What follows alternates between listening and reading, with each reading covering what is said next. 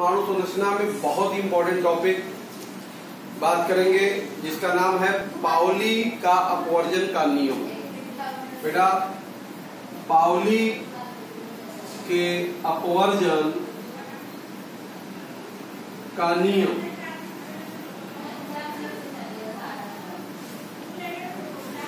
Pauli exclusion principle. ध्यान दीजिए बेटा, देखो इस नियम के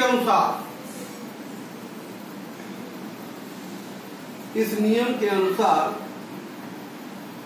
बेटा क्या है, ध्यान दीजिएगा, किसी परमाणु के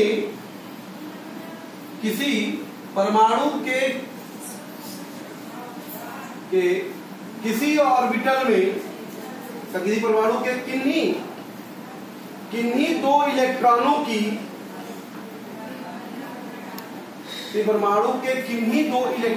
की चारों क्वांटम संख्या का मान एक समान नहीं हो सकता।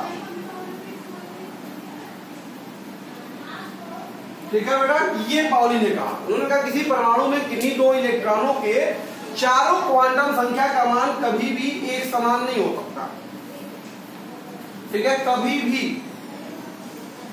भी एक समान, नेवर बी इक्वल, सेम। तो इसका मतलब यह बेटा कि यदि मान लेते हैं यदि किसी परमाणु में किन्हीं दो इलेक्ट्रॉनों के बेटा यल व यम के मान समान हो गए तो निश्चित ही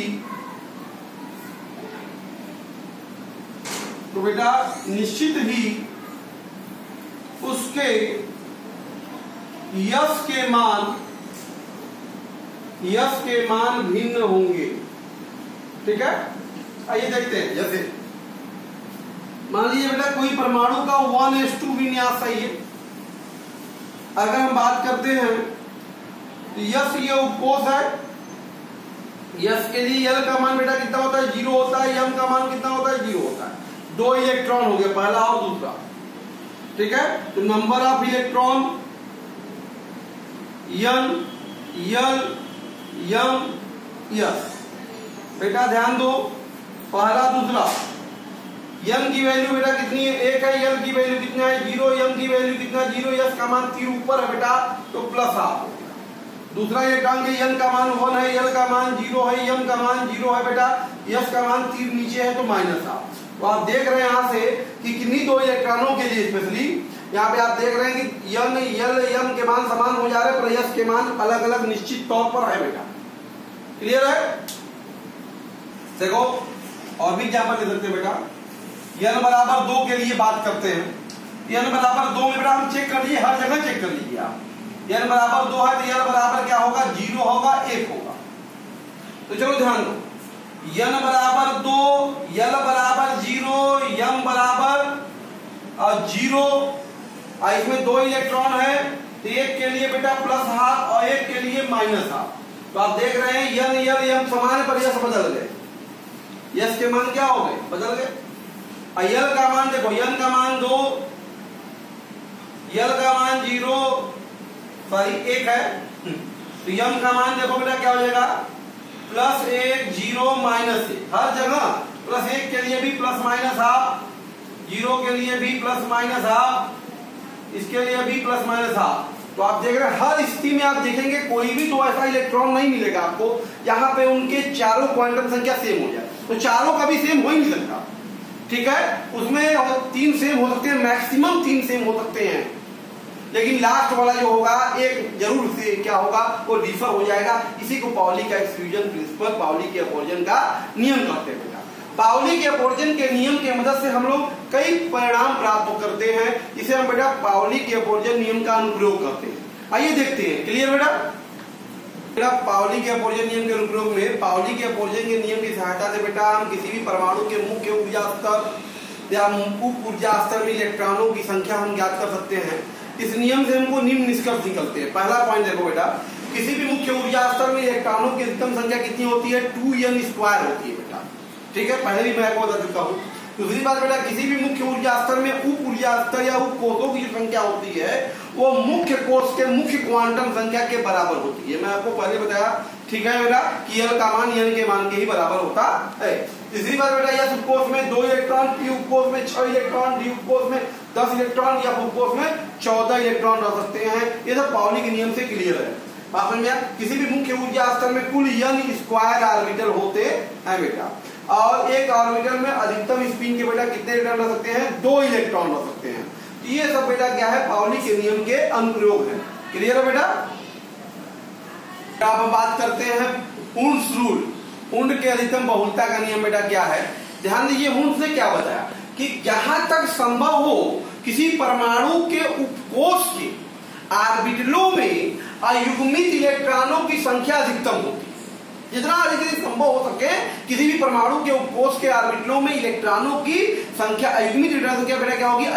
अधिकतम हो सकती है, रह सकती है, तथा इन अयुग्मित इलेक्ट्रॉनों की संख्या, अयुग्मित जो इलेक्ट्रॉन होंगे वो क्या होना चाहिए बेटा? समदिश होते हैं। ठीक है, इसको हम ऐसे भी कह सकते हैं अर्थात बेटा कि किसी परमाणु के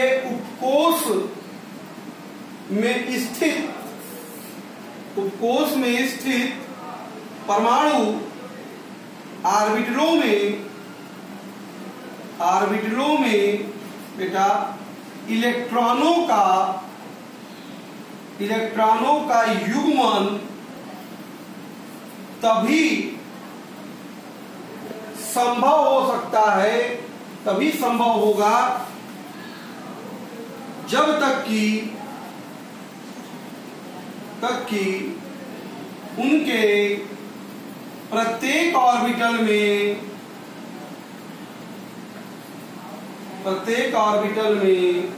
एक इलेक्ट्रॉन न भर दिए जाए। क्लियर है बेटा? इसका मतलब यही है कि किसी परमाणु के उपकोष में स्थित ऑर्बिटलों में इलेक्ट्रॉनों का युग्मन तभी संभव होगा जब तक कि उनके प्रत्येक कक्षक में एक एक इलेक्ट्रॉन न भर दिया जाए। जैसे अगर हम बात करें बेटा, अगर हमारे पास P4 है, अब इसका हमें व्यवस्था दिखाना है, तो P उपकोष में देखो क्या है? 3 ऑर्बिटल होते हैं। अब 4 इलेक्ट्रॉन भरने का है तो 1 2 3 4 ऐसे आप भर सकते हैं, जो कि हुंड के नियम से गलत है। हुंड साहब कहते हैं बेटा कि युग्मन पहले क्या करिए? एक एक इलेक्ट्रॉन सब में भरिए। जैसे पहला यहाँ भरा, दूसरा यहाँ भरा, तीसरा यहाँ भरा, तब जाकर चौथा युग्मन यहाँ करिए। सब पहले एक एक इलेक्ट्रॉन सब में भर दीजिए, तब पेयरिंग करिए। जैसे D5 अगर दिखाना है हमको, 1 2 3 4 5 ऑर्बिटल होते हैं D में, तो एक एक समय में पहला, दूसरा, तीसरा, चौथा, पांचवा ऐसे भरा जाएगा। बात समझ में आ रहा है? D7 दिखाना है बेटा हमको हुंड के नियम से, 1 2 3 4 5, 1 2 3 4 5, ठीक है? तो देखो पहला, दूसरा, तीसरा, चौथा, पांचवा, छठवां, सातवां, एक एक इलेक्ट्रॉन सब में भर देंगे, तब जाकर पेयरिंग शुरू करेंगे बेटा। ये ऑर्बिटल डायग्राम में इलेक्ट्रॉनों के भराव की व्यवस्था को दर्शाता है। इसी को कहते हैं बेटा हुंड का नियम। क्लियर है बेटा? इस तरह से हमने आज आपसे हुंड का नियम और पाउली का नियम इसमें डिस्कस किया बेटा। इसके बाद हमारा जो अगला टॉपिक आता है इलेक्ट्रॉनिक विन्यास, जिसको हम लोग अगले वीडियो में आपके साथ अपलोड करेंगे बेटा। Okay, thank you.